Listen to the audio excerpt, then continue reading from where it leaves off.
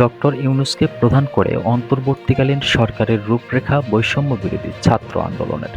নোবেলজয়ী doctor Mohammad ইউনূসকে প্রধান উপদেষ্টা করে অন্তর্বর্তীকালীন সরকারের রূপরেখা দিয়েছে আন্দোলনকারী শিক্ষার্থীদের প্ল্যাটফর্ম বৈষম্য বিরোধী ছাত্র আন্দোলন।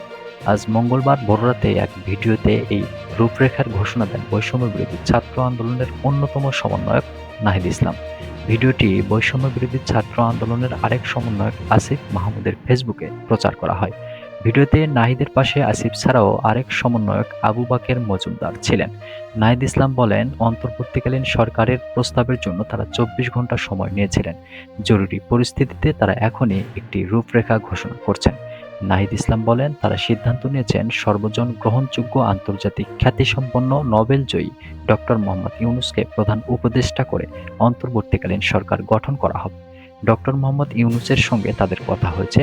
তিনি ছাত্র জনতার আহ্বানে বাংলাদেশকে রক্ষা করতে এই গুরুদায়িত্ব নিতে সম্মত হয়েছেন।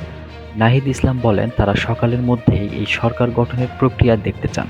রাষ্ট্রপতির কাছে আহ্বান থাকবে দ্রুত সময়ের মধ্যে ডক্টর মোহাম্মদ ইউনূসকে প্রধান উপদেষ্টা করে অন্তর্বর্তীকালীন সরকার গঠন করা হোক।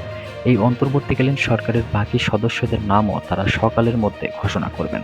নাহিদ ইসলাম বলেন, অন্তর্বর্তীকালীন সরকার গঠন না হওয়া পর্যন্ত মুক্তিকামী ছাত্র জনতাকে রাজপথে থেকে তাদের অভ্যুত্থান রক্ষা করতে হবে।